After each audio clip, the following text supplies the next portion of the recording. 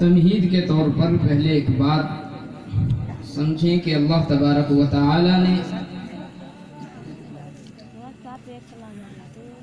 انسانوں کی ہدایت اور رہبری کے لیے حضرت آدم علیہ السلام سے انبیاء کا سلسلہ شروع فرمایا۔ جس قوم کے جیسے حالات ہوتے، جس قوم کی جیسی کیفیت ہوتی، اللہ تبارک و تعالی اسی کے اعتبار سے اس قوم کے اندر کسی بھی نبی کو مبعوث فرماتا۔ کبھی حضرت آدم علیہ السلام کو بھیجا، کبھی رہبری کے لیے حضرت عیسیٰ علیہ السلام کو نازل فرمایا، کبھی حضرت موسیٰ علیہ السلام کے اوپر یہ ذمہ داری ڈالی گئی، کبھی حضرت نوح علیہ السلام کے واسطے سے قوم کی ہدایت کا سامان مہیا کیا گیا۔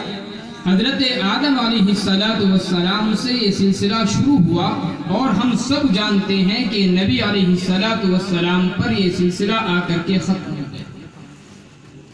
آقا علیہ السلام کی سیرت کے تعلق سے یوں تو بہت باتیں عرض کی جا سکتی ہیں۔ ایک حدیث ہے جو مولانا سید سلیمان ندوی صاحب نے ذکر فرمائی، سند کے اعتبار سے اگرچہ حدیث ضعیف کا درجہ رکھتی ہے، لیکن علماء حضرات بیٹھے ہیں فضائل کے تعلق سے جہاں تک معاملہ ہے ضعیف حدیث معتبر ہوتی ہے۔ حضرت آمنہ رضی اللہ عنہا کی یہ حدیث ہے، وہ فرماتی ہیں آقا علیہ السلام کی جب پیدائش ہوئی، میں نبی علیہ السلام کو اپنے ہاتھوں میں لیے بیٹھی، فرماتی ہیں اچانک میں نے دیکھا آسمانوں کی طرف سے ایک بادل آیا، دیکھتے دیکھتے میرا بچہ اس بادل کے اندر گم ہو گیا، میں یہ محسوس کر رہی ہوں کہ میری گود میں محمد موجود نہیں ہے۔ میں نے آسمانوں کی طرف نظر اٹھا کر کے دیکھا، وہ بادل اونچا ہو چکا ہے، میری دسترس سے باہر ہو چکا ہے، میں پکڑنے کی کوشش کرتی ہوں لیکن دور جا چکا ہے۔ فرماتی ہے میں حیران و پریشان تھی، کیا کروں، میرا بچہ چھینا جا چکا ہے۔ اتنے میں بادل کے اندر سے آواز آتی ہے، فرماتی ہے میرے کانوں نے آواز سنی، بادل کے اندر سے آواز آئی، طوفوا بہ مشارق الارض ومغاربہا، اللہ تبارک و تعالی فرشتوں کو حکم فرما رہا ہے، او میرے فرشتوں اس محمد کو لے جاؤ، مشرق و مغرب کا چکر لگواؤ، ایک کونے سے دوسرے کونے تک اس کی سیر کراؤ، دنیا کے جتنے اطراف ہیں، دنیا کے جتنے کنارے ہو سکتے ہیں، دنیا کی جتنی جگہ ہو سکتی ہے، تمام جگہوں پر اس محمد کو گھما کر کے لاؤ۔ اس کی وجہ کیا ہے؟ لِيَعْرِفُوا اسْمَهَا وَلَاتَهَا، فرماتی ہے آواز آئی تاکہ لوگوں کو اس کا نام بھی معلوم ہو جائے اور لوگوں کو اس کی نعت اور صفت بھی معلوم ہو جائے۔ یہ ایک بہت لمبی حدیث ہے، آگے بار بار آپ سنتے رہتے ہوں گے وہ حدیث کا کچھ ٹکڑا، کہ پھر اللہ تبارک و تعالیٰ کی طرف سے آواز آتی ہے کہ مختلف انبیاء علیہ السلام کی جو صفات ہیں وہ تمام کی تمام صفات نبی علیہ السلام کی ذات میں پیوست کر دیجئے۔ گویا کہ حضرت آدم علیہ السلام سے لے کر حضرت عیسیٰ علیہ السلام تک جتنے انبیاء تشریف لائے ہیں اور جتنے انبیاء جتنے کامل اور صاف کے حامل رہے ہیں، کوئی نبی صحابت میں کامل ہے، کوئی نبی علم میں کامل ہے، کوئی نبی حلم میں کامل ہے، کوئی نبی حسن میں کامل ہے، کوئی نبی کسی اور چیز میں کامل ہے۔ حدیث بتلا رہی ہے اللہ نے حضرت آدم سے لے کر حضرت عیسیٰ علیہ السلام تک جتنے انبیاء کے اندر کامل صفات ہو سکتی تھی وہ تمام کی تمام اللہ نے آقا نامدار محمد عربی صلی اللہ علیہ وسلم کے اندر عطیات فرمائی۔ یہ ایک مستقل الگ موضوع ہے۔ خیر نبی علیہ السلام کا ورود مسعود ہوا. ہم سب جانتے ہیں کن حالات میں اللہ تبارک و تعالی نے آقا علیہ السلام کو مکہ المکرمہ میں مبعوث فرمایا. جس وقت زمانہ برائیوں کے عروج پر ہے، برائی کو برائی تصور نہیں کیا جاتا، زناکاری عام ہے، شراب بالکل پانی کی طرح بہائی جاتی ہے، جس معاشرے کے اندر قتل کرنا کوئی جرم ہی تصور نہیں کیا جاتا، جس معاشرے میں معصوم بچیوں کو زندہ درکور کر دیا جاتا ہو، ایسے معاشرے کے اندر نبی علیہ السلام کی پیدائش ہوئی ہے، نبی علیہ السلام کا ورود مسعود ہوا ہے، اور آقا علیہ السلام کا پھر وہ پہاڑ پر چڑھ جانا اور نبی علیہ السلام کا اپنے خاندان والوں کو ایمان کی دعوت دینا، خاندان والوں کا آپ کے اوپر پتھر برسانا، آپ کو گالیاں دینا، اور پھر آقا علیہ السلام کا وہ اعلان قولوا لا الہ الا اللہ تفلحوا، تمام لوگ ایمان کے اندر داخل ہو جاؤ، کامیاب ہو جاؤ گے. یہ تمام الفاظ، یہ تمام واقعہ ہم ذہن کے اندر رکھیں. نبی علیہ السلام کی وہ چند سالہ محنت ہے کہ آقا علیہ السلام نے شراب خوری کو ایسے بن کرا دیا جیسے ان لوگوں نے کبھی شراب کا نام نہ سنا ہو. وہ لوگ جو زناکاری کے عادی تھے، رات دن جن کا مشورہ زناکاری تھا، وہ لوگ زنا سے ایسے بھاگنے لگے جیسے کبھی زنا کے قریب تک نہ گئے ہو. وہ لوگ جن کا جھوٹ اور چوری، جن کا غیبت کرنا، رات دن ایک دوسرے کی چوری کرنا مشغلہ بن چکا تھا. جب آقا علیہ السلام کی خدمت میں آئے ہیں، نبی علیہ السلام کی وہ صحبت انہوں نے پائی ہے، آقا علیہ السلام کی صحبت کا فیض ان کو حاصل ہوا ہے. پھر دنیا جانتی ہے، تاریخ جانتی ہے کہ اللہ تبارک و تعالیٰ نے ان نفوس قدسیہ کے بارے میں، جن کے بارے میں کل یہ بات کہی جاتی تھی کہ دنیا کا کوئی حکمراں ایسا نہیں ہے جو مکہ المکرمہ پہ رہنے والوں پر حکومت کر سکے. کسی ماں نے وہ لال نہیں جنا ہے جو اپنے اندر اتنی طاقت رکھتا ہو کہ مکہ المکرمہ کے رہنے والوں کی ناک میں نکیل ڈال سکے. دنیا جانتی ہے کہ جب نبی علیہ السلام کی صحبت میں وہ حضرات آئے ہیں اور آقا علیہ السلام کا فیض ان تک پہنچا ہے، نبی علیہ السلام کے حکم کا انتظار کو بہت دور کی بات ہے، آقا علیہ السلام کے اشارے پر اپنی جانوں کو قربان کیا ہے. یہی میرے بھائیوں وہ دور ہے جس دور کے اندر نعت گوئی کی ابتدا ہوتی ہے. اگر ہم اس کی تاریخ پر نظر ڈالیں کہ نعت گوئی شروع کہاں سے ہوئی، تو ظاہر سی بات ہے پورا قرآن کریم نبی علیہ السلام کی نعت ہے، آقا علیہ السلام کی سیرت مبارکہ ہے. اس لیے سب سے پہلا جو ناعت ہے، سب سے پہلے نبی صلی اللہ علیہ وسلم کی جو تعریف کرنے والا ہے وہ خود اللہ تبارک و تعالی. زمینی سطح پر، تاریخی سطح پر جو اس کی ابتدا ہوتی ہے وہ میں نے عرض کیا، وہ صحابہ کرام کا گروہ جو قتل و غارت گری میں، جو زنا خوری میں، جو ڈاکہ زنی میں کبھی مہارت رکھتا تھا، جب نبی علیہ السلام کی خدمت میں وہ گروہ آیا ہے اور ایمان کے اندر داخل ہوا ہے، جب انہوں نے یہ دیکھا ہے کہ ایک ایسا انسان ہمارے درمیان موجود ہے جس نے ہماری صدیوں کی تاریخ الٹ ڈالی ہے، آج تک صدیوں سے ہمارا پیشہ جو تھا ہم اس کو ایسے بھول چکے ہیں جیسے کبھی ہم نے اس کو دیکھا تک نہیں، ہمارے تصور میں یہ چیزیں نہیں آتی. شراب خوری کا تصور نہیں، زنا کا تصور نہیں، ڈاکہ کا تصور نہیں، غیبت کا تصور نہیں، جھوٹ کا تصور نہیں، کسی بھی غلط چیز کا تصور ان کے ذہنوں میں نہیں آتا. اب نبی علیہ السلام کی تعریف میں ان کی زبان کا کھل جانا ایک یقینی بات ہے.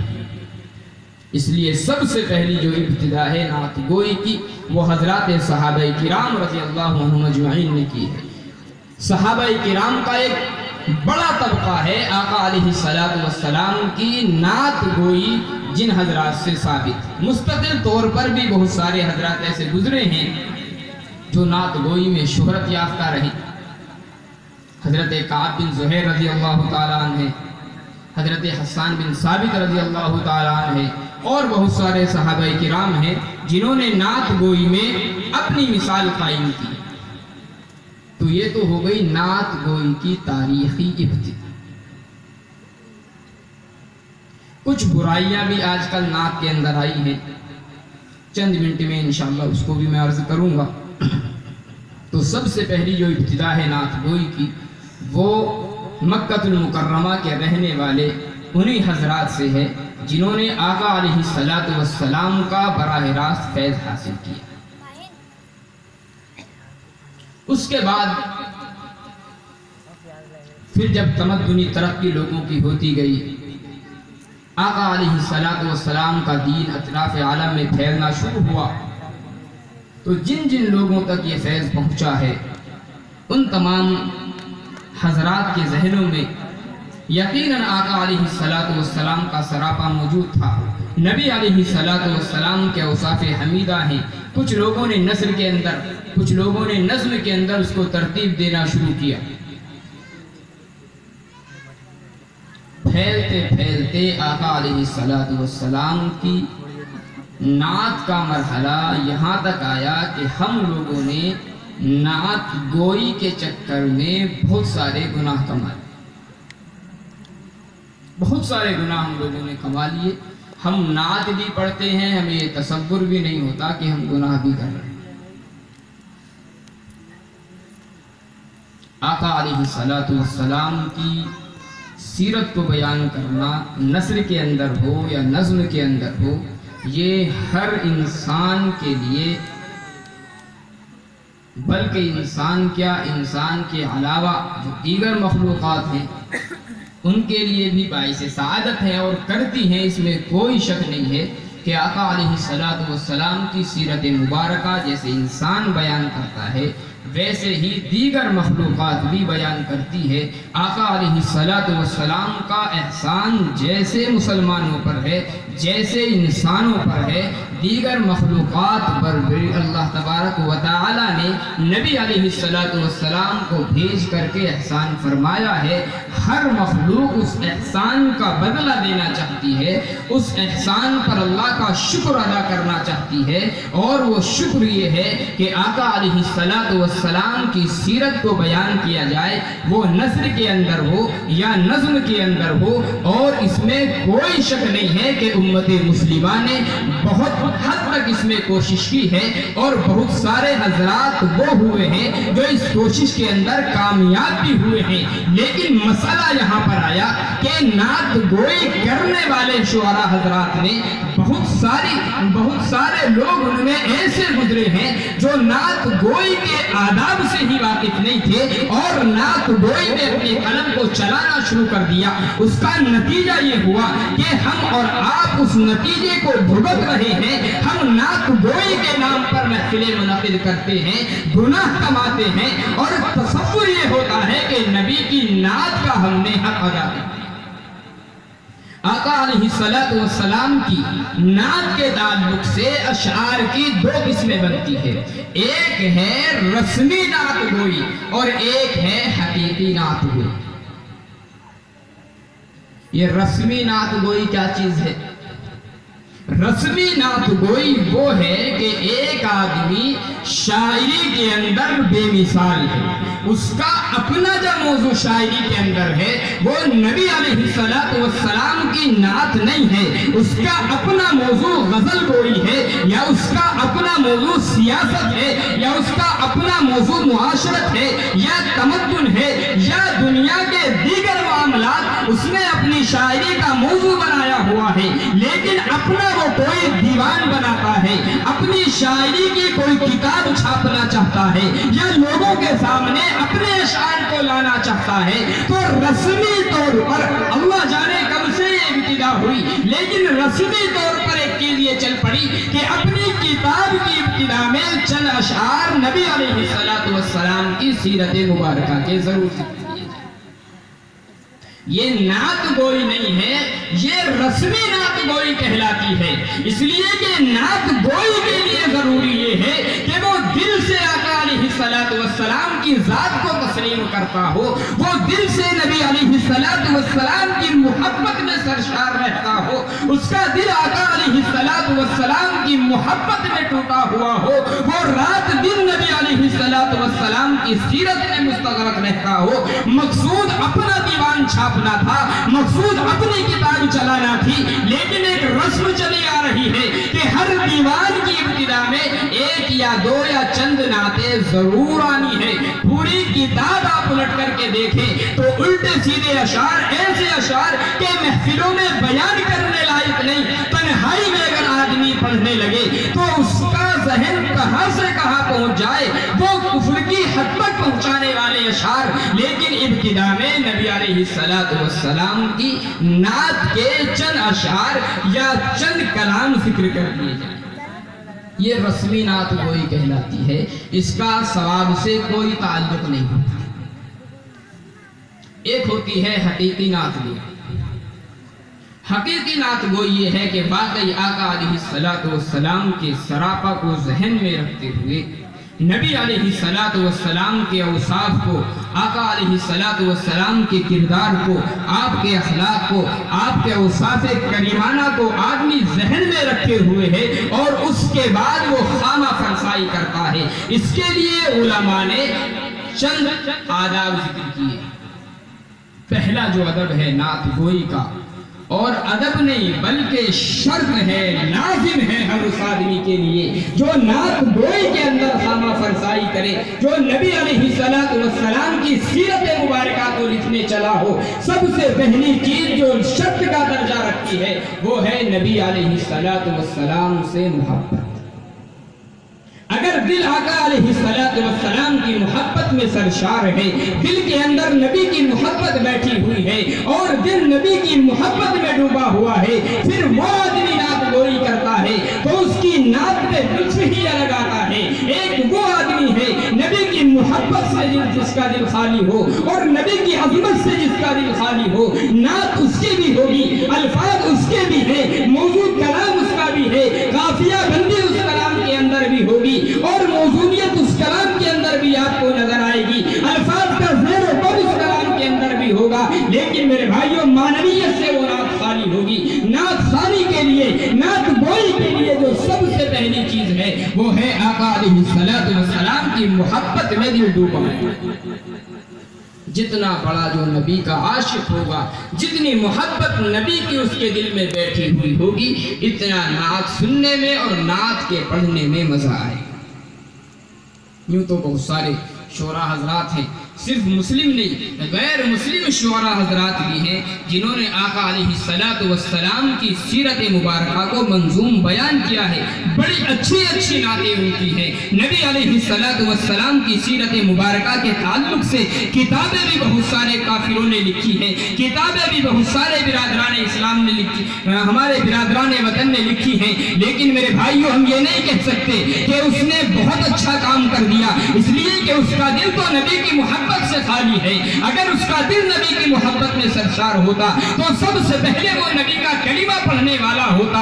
उसने आज तक नबी का कलिमा नहीं पढ़ा है, पूरी जिंदगी नबी की तारीफ में गुजर गई, पूरी जिंदगी नबी की नात गोई कर रहा है, पूरी जिंदगी नबी की नात पर खामा फरसाई वो कर रहा है। हम ये नहीं कह सकते कि उसका दिल नबी की मोहब्बत से सरशार है, उसके दिल के अंदर नबी की मोहब्बत मौजूद है। इसलिए कि जिसके दिल के अंदर नबी की मोहब्बत मौजूद होगी, सबसे पहले नबी के दीन को अपनाएगा। एक चीज। दूसरी चीज जो नात के लिए जरूरी है वो है सही अल्फाज का इंतखाब। जो पुराने शुअरा हजरात हैं, हिंदुस्तान के हो या हिंदुस्तान के अलावा दीगर जगहों के रहने वाले हो, आप उनकी नातों को पढ़िए। वो अल्फाज जो आका अलैहिस्सलाम की ज़ात के मुनासिब हैं, नबी अलैहिस्सलाम की ज़ात पर फिट बैठते हैं, नबी अलैहिस्सलाम की शान के लायक हैं, वो अल्फाज उनकी नात में आम तौर पर नजर आते हैं। आजकल की जो नात गोई है, जो नात खानी है, बहुत सारे हजरात ایک بڑا طبقہ اس وقت ایسا ہے جو صرف خواہ فرسائی کو، چند اشعار کے لکھ لینے کو یا چند الفاظ کے موزونیت کے ساتھ جمع کر دینے کو نبی کی نعت سمجھتا ہے۔ یہ نعت گوئی ہرگز نہیں ہے۔ نعت کے لیے ضروری یہ ہے کہ آپ الفاظ ایسے استعمال کر رہے ہوں جو نبی کی شان کے مطابق ہوں۔ بہت سارے عاشقان رسول گزری ہیں جنہوں نے اپنے آپ کو مجنوں سے تشبیہ دے دی، نبی کو لیلا سے تشبیہ دے دی، کسی نے اپنے آپ کو فرہاد یا شیری بنا دیا، نبی علیہ السلام کو کچھ اور بنا دیا۔ نعوذ باللہ، یہ نبی کی محبت نہیں ہے یا نبی کی نعت یہ ہرگز نہیں ہے۔ میں سمجھتا رہوں اپنے دل کے اندر کہ میں نبی کی تعریف کر رہا ہوں اور الفاظ ایسے استعمال کروں جو نبی کی تعریف سے کوسوں دور ہو، جو ہم اپنے ظاہری عاشقوں کے لیے استعمال کرتے ہیں۔ اللہ کی قسم رونا آتا ہے اس وقت کے بہت سارے شعراء جن کی نعتوں کو جب پڑھا جاتا ہے ایسا محسوس ہوتا ہے کہ وہ نبی سے ظاہری عشق نہیں کر رہا، اس کا عشق نبی سے ایسا ہے جیسا ایک لڑکا کسی اجنبی لڑکی سے عشق کر رہا ہو، ایک اجنبی لڑکی جیسے کسی آوارہ لڑکی کے عشق میں پاگل ہو اور اس کے لیے وہ الفاظ استعمال کیے جا رہے ہو۔ اللہ کی قسم ڈوب مرنے کا ہمارے لیے مقام ہے کہ ایسے الفاظ ہم نبی کی شان کے لیے استعمال کریں۔ کتنی نعتیں آپ کو نیٹ پر ایسی مل جائے گی، کہیں پر نبی کے لیے بلند کا لفظ استعمال کر دیا جو شوہر کے لیے استعمال ہوتا ہے ہمارے یہاں پر، کہیں پیا کا لفظ استعمال کیا، قوالیوں میں تو نعوذ باللہ من ذالک ایسا کفر بتا جاتا ہے کہ آسمان و زمین ٹکرانے لگے۔ ہم خوش ہو کر کے سنتے بھی ہیں، گاتے بھی ہیں، کیا نبی کی نعت گوئی ہو رہی ہے، نبی کی نعت ہم سن رہے ہیں، ثواب کا کام ہے؟ نہیں میرے بھائیوں، گناہ ہم کما رہے ہیں۔ اللہ کی قسم اگر نعت سننی ہے یا نعت کہنی ہے، اس کے لیے سب سے پہلی چیز یہ بھی ہے کہ ہم الفاظ کا صحیح استعمال کریں، وہ الفاظ نبی کی ذات پر جو فٹ بیٹھتے ہیں۔ ایک بات مفتی صاحب نے عرض کی جو نبی کی نعت کے لیے ضروری ہے، آقا علیہ السلام کی جو ذات ہے ہم سب جانتے ہیں خدا کی ذات سے جدا ہے۔ اللہ کی ذات پر آپ جتنا مبالغہ کر سکتے ہو، اللہ کی قدرت میں جتنا مبالغہ آپ کریں کوئی حرج کی بات نہیں ہے، کوئی غلو نہیں ہے، اس لیے کہ اللہ کی صفات لا محدود ہیں، لا انتہا ہے، ان کی کوئی انتہا نہیں ہے۔ لیکن نبی علیہ السلام کی جب صفات کو بیان کرنا ہو، آقا علیہ السلام کی جب نعت کہنی ہو، تو اس کے لیے ضروری ہے کہ ہم حدود کا لحاظ کریں۔ ذرا سی لفظش کفر تک پہنچا دیتی۔ ہم سب اللہ کا شکر ہے جانتے ہیں آقا علیہ السلام سے بالواسطہ مدد طلب کرنا کیسا ہے بھی؟ اللہ کی ذات کو چھوڑ کر نبی علیہ السلام سے بالواسطہ مدد طلب کرنا کیسا ہے؟ لے بھائی بتاؤ کیا عقیدہ ہے؟ جائز ہے ہمارے یہاں؟ ہمارے یہاں مدد طلب کی جائے گی تو صرف اللہ کی ذات سے، ہاں توسل کیا جا سکتا ہے، آقا علیہ السلام کی ذات کو وسیلہ بنایا جا سکتا ہے۔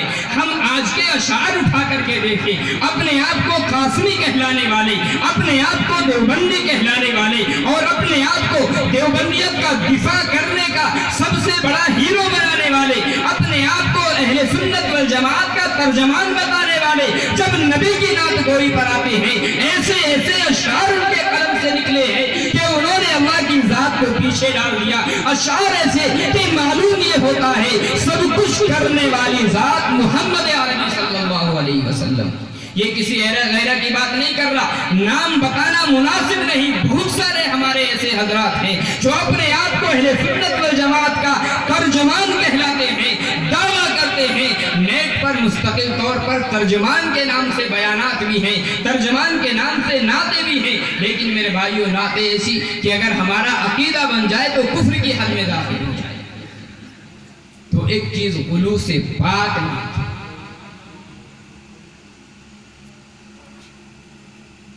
ایک اور چیز جس کی طرف خاص طور پر میں توجہ دلانا چاہتا ہوں اس وقت، کچھ نعتیں اس وقت کے دور میں جاہلوں کی، فاسقوں کی، احمقوں کی ہے۔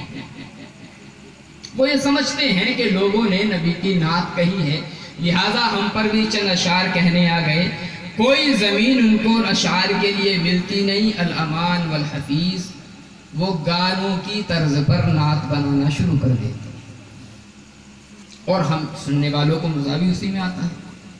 یہ بھی ایک حقیقت ہے، اس سے انکار نہیں ہے کہ سننے والوں کو مزہ اس نعت میں آئے گا جس کا انداز ہم پہلے کبھی سن چکے ہوں، نعتوں میں نہ سنا ہو، قوالیوں میں اس کا انداز ہو، گانوں میں اس کا انداز ہو، فلمی گیتوں میں اس کا انداز ہو۔ میرے بھائیوں، ہم تصور کریں کیا یہ نبی کی نعت ہو سکتی ہے؟ کل جس گانے پر ایک ناچنے والی نے ناچ کیا ہو اور کپڑے اتار کر سرے عام اپنی عزت کو، جس گانے کے طرز پر وہ اپنی عزت کو نیلام کر رہی ہو، آج اس گانے کے طرز پر میرے نبی کی سیرت بیان کی جاتی ہے، میرے نبی کی نعت پڑھی جاتی ہے اور ہم خوب واہ واہ ماشاءاللہ کرتے ہیں۔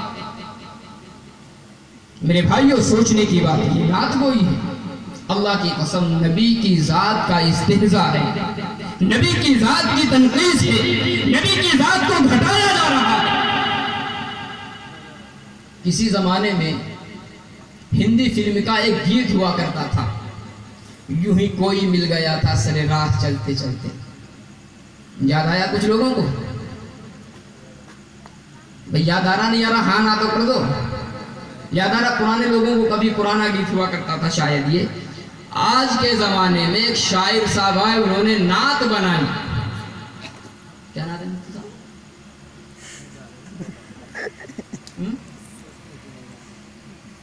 ابھی بتا رہا ہوں، نعت میرے ذہن میں نہیں آ رہی ہو، اور ماشاءاللہ خوب نیٹ پر چل رہی تھی۔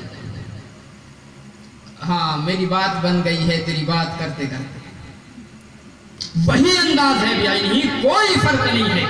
بس فرق ہے تو صرف اتنا کہ اس گانے کے طرز پر ناچنے والی ایک رنڈی ہوا کرتی تھی جس نے ہزاروں لوگوں کے ایمان کو بیچ ڈالا تھا، جس نے ہزاروں لوگوں کے ایمان کو غارت کر دیا تھا۔ آج یہ اپنے آپ کو مولوی کہلانے والا، اپنے آپ کو نبی کا عاشق کہلانے والا، اس گانے کے طرز پر کھڑا ہو کر کے نعتیں کہتا ہے اور ہم سب وفا کرتے ہیں۔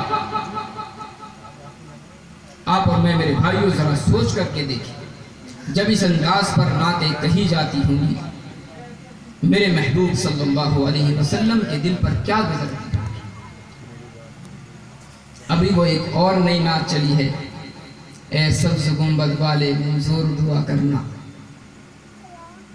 یہ نعت کا انداز ہے۔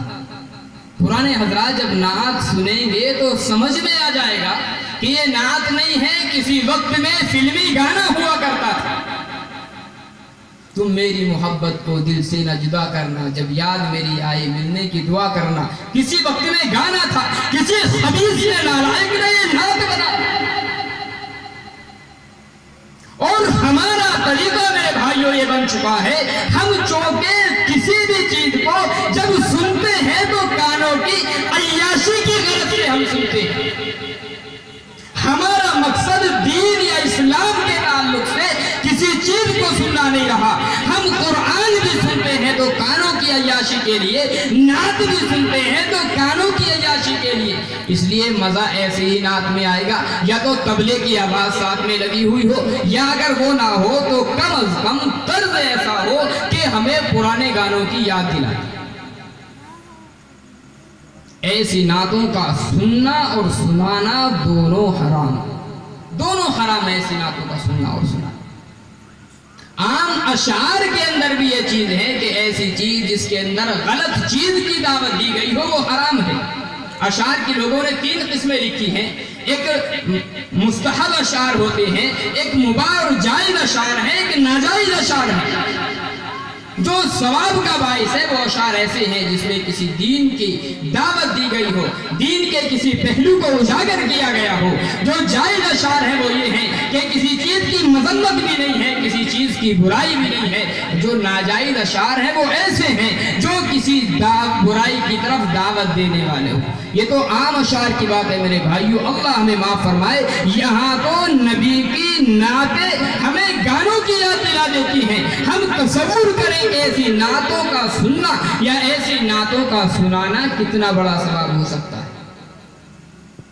तो इस चंद बातें हैं, इन बातों को जहन में रखें। नबी की नात सुनते वक्त भी, सुनाते वक्त भी जो चीज़ है वो पहली है, नबी की मोहब्बत दिल के अंदर मौजूद होनी चाहिए। मैं नबी की नात अगर सुन रहा हूँ तो इस गरज से नहीं कि बस ये देखूँ कौन अच्छा पढ़ रहा है, कौन अव्वल पोजीशन आ गया, किसकी नात सबसे अच्छी रही। भाई नबी की नात का कोई शेर गलत हो सकता है?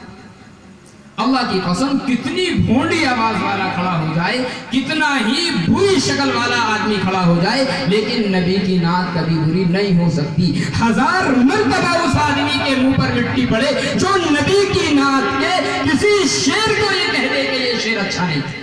1000 मर्तबा मिट्टी हो इसके मुंह में जो आदमी ये कह दे कि ये शेर इस शायर का अच्छा नहीं है। अरे नबी की नात का शेर तो बहुत दूर की बात है, एक लफ्ज जो नबी की नात में निकल गया, अल्लाह की कसम दुनिया के तमाम दीवानों से वो एक लफ्ज बेहतर है। दुनिया की तमाम किताबें आप इकट्ठी कर लें और वो एक लफ्ज जिसमें नबी की नात को बयान किया गया हो, जिसमें नबी की सीरत को बयान किया गया हो, उस एक लफ्ज को आप एक तरफ रखें तो दुनिया की तमाम किताबों से ज्यादा अफजल वो एक लफ्ज। तो ये तो है ही नहीं। तो पहली चीज नबी की मोहब्बत होनी चाहिए। दूसरी चीज अल्फाज की मौजूनियत के साथ साथ अल्फाज का इंतखाब सही होना चाहिए। ये ख़ास तौर पर सुनाने वाले के लिए है, शायर के लिए है कि वो ऐसे अल्फाज का कतई इस्तेमाल ना करे जो नबी की शान के खिलाफ। तीसरी चीज़ अंदाज ऐसा हो जो नात का हो, किसी गाने का या किसी गीत का अंदाज कतई ना हो, उससे ये ना झलकता हो कि भाई ये कोई शायर या नबी का नात खा नहीं खड़ा बल्कि कोई फिल्मी एक्टर आकर के यहाँ पर खड़ा हो गया है। और भाई जो सबसे अहम चीज़ है वो है कि अमल की नीयत से सुना जाए। नबी के अखलाक अगर बयान हो तो हम ये सोचें कि हमें नबी के अखलाक अपनी ज़िंदगी में लाने कैसे, नबी का किरदार अपनी ज़िंदगी में लाया कैसे जाए। एक चीज़ मुफ्ती साहब ने तवज्जो दिलाई कि दाद कैसे देनी है। अब हज़रात जानते हैं जब आम अशार सुनते हैं मुशायरों में तो माशाअल्लाह बड़ी तादाद में शिरकत होती रहती होगी, तो वहाँ तो वाह वाह वाह वाह, भाई ये चीज़ तो कतई मुनासिब नहीं है यहाँ पर। हाँ माशाअल्लाह अल्हम्दुलिल्लाह के अल्फाज आप इस्तेमाल कर सकते हैं। कोई शेर आपको बहुत ज़्यादा पसंद आ रहा है उसको मुकर्रर कह कर के दोबारा भी पढ़वा सकते हैं, लेकिन अदब मलहूज़ रहे, अदब मलहूज़ रहे। आका अलैहिस्सलातु वस्सलाम के ताल्लुक़ से कुरान करीम में जहाँ पर ये चीज़ है कि नबी की आवाज़ के ऊपर अपनी आवाज़ को बुलंद न किया करो, वहाँ पर उलमा ने लिखा है कि ये जो चीज़ है नबी के ज़माने तक महदूद नहीं है कि नबी की ज़ात अगर मौजूद है तो आवाज़ न करो। फरमाते हैं उलमा कि अगर कहीं पर नबी का तज़किरा हो रहा हो तो वहाँ पर भी ये चीज़ मलहूज़ है कि नबी के तज़किरे में अपनी आवाज़ को इतनी ज़्यादा बुलंद ना करो कि शोर की आवाज़ पैदा हो जाए। हाँ माशाअल्लाह के खूब आप दाद दे सकते हैं माशाअल्लाह के ज़रिए से, अल्हम्दुलिल्लाह के ज़रिए से। छोटे छोटे बच्चे आप हज़रात के सामने पेश होंगे, उनकी हौसला अफजाई भी आप हज़रात पर लाजिम है। ज़ाहिर है यही कल के हीरो बनने हैं, इन्हें कल का नातखा बनना है। अगर हम आज इनकी हौसला अफजाई नहीं करेंगे तो कल ये बड़े होकर के हमारे सामने कैसे खड़े होंगे। अल्लाह मुझे भी आप हज़रात को भी इन मुख्तसर से मारूज़ात पर अमल की तौफ़ीक़ अता फरमाए। व आखिर दावाना।